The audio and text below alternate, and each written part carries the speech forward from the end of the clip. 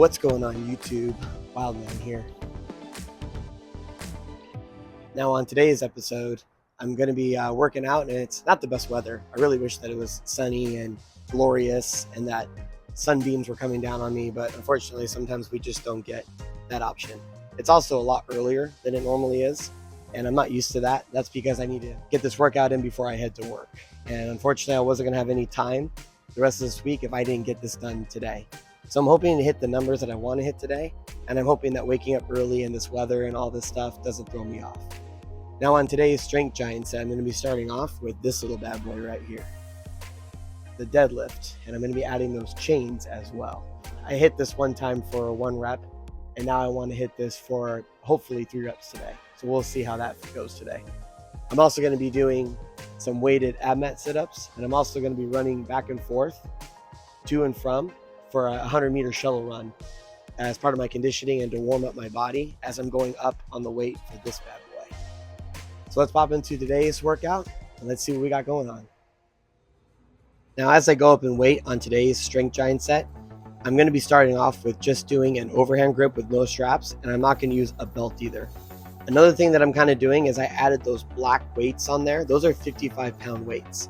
And the reason why I'm doing that as I'm doing my weighted ab mat sit-ups as I'm going up in weight, and I'm doing that 100-meter shuttle run across the bullpen to really warm up my whole entire body, my knees, my joints, my hips and all that, but also to get some conditioning and some cardio in as well.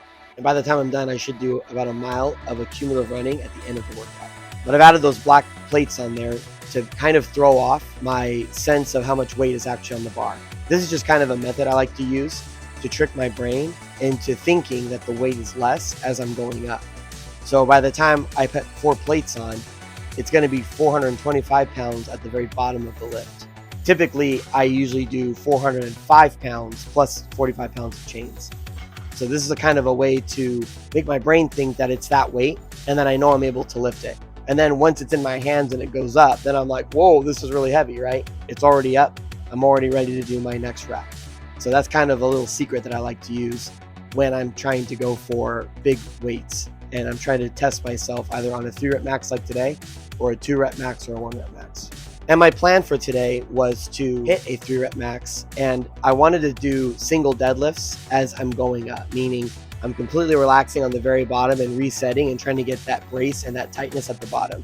Because the first rep is always the hardest rep when it comes to the deadlift.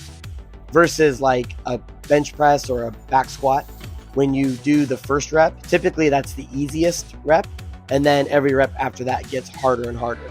But in this case, for the deadlift, it's opposite. And that's because of the name deadlift. It's at a dead stop, meaning you have to completely pick it up and get that tightness from the very bottom of the lift, and that can be very difficult. Some people are very good at it. I'm not. So I'm one of those typical lifters, which is like 90% of the population, I'm sure, that once I get that rep up, even if it is a grind, I'm able to grind out like 2 or 3 more reps after that, simply because the bar is already tight and I'm in a very good position, and I'm able to just kind of rep it out as quickly as I can under that tension, since I'm already in the correct position with that tightness already. So I know once I get to my top set, it's going to be a grind. But then once I'm at the top, I'm hoping I'm going to have enough stamina and strength to at least rep it out 2 more times. And it should be a lot more easier than pulling it at dead weight from the ground for that first initial rep. At least that's my hope. Because the other factors that are kind of building into this is I didn't sleep very good last night.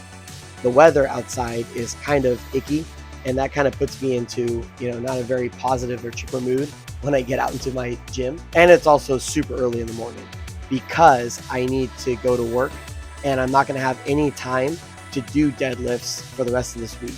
So if I want to get this done, this is kind of my only window. And so I had to force myself to get up, go out of routine. I'm doing this with a full stomach because I ate a big breakfast this morning. Typically I like to wait to let that digest a little bit before taking some energy or pre-workout and then hitting the weights. So I've really had to adjust a little bit here. I ate a full breakfast. I drank caffeine with my meal that wasn't pre-workout. So I'm not going to get that same rush that I feel when I am starting to lift heavy and I need it to count. But life is not fair, and we rarely get to do things on our terms. So sometimes you're just going to have to do what you have to do. get out there and do the very best you can and hope for the best. And that's what I'm hoping for today. So I only did 1 rep on that last deadlift because deadlift often zaps your central nervous system. And as I'm coming up to my top set right here, I wanted to make sure that I was ready to go and I was able to do more than just 1 rep. Because I knew I was going to be able to hit this for at least 1 rep, but I was hoping it wouldn't grind out and I would be able to hit 2 and 3 reps would just be absolutely outstanding. So the first rep actually goes up a little quicker than it did the last time I did this for only 1 rep because that was a grinder. The second rep, because that bar is already tight, was able to just fly up. And then for the third rep, it was actually a grinder, but it was perfect because it moved as fast as it did that last time I did it for only 1 rep. So the fact that it moved into a grinder on the 3rd rep this time, absolute fantastic progress. I was super happy about that. And I didn't know if that was going to go or not because of the change that I did this morning. So glad to see that it didn't affect it at all. So that went famously, I must say. I'm very happy with that. Last time I did 1 rep with that, and it was very difficult. And it was, I think, like a month or 2 ago. I can't really recall. But I knew I was going to be able to lift it for at least 1 today, but I didn't know if I was going to be able to lift it for 3 reps. And I was very happy with that. But the most important thing is that I was able to hit that with very good technique. Looking back on the video, it appears that I'm getting a lot better on my technique and I'm being much more efficient. I'm doing more of a very traditional straight pull on the deadlift, which is the safest and efficient way to do the deadlift. So very happy with that. Now I'm going to continue working out, but I'm really just going to be finishing off, some bodybuilding movements really, because that took a lot out of me. And sometimes it's just safer to give my central nervous system a break. So we're going to finish the workout starting right now. Now I didn't do a variation giant set. Instead I moved straight into the assistance giant set, which was 3 rounds.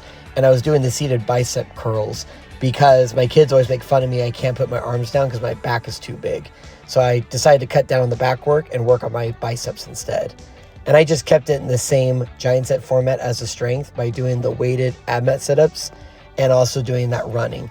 Because by the time I was done, I did 1 mile of accumulative running, and that was perfect for all the volume of weight that I was doing.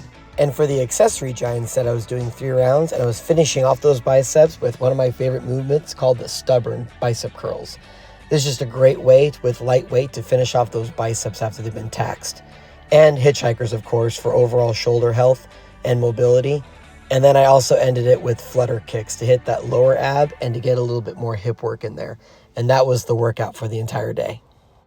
All right, so that's going to cover it for today's workout. I really hope everybody learned something new, and I really appreciate everybody stopping by and working out with me. I'll see you next time. Thank you.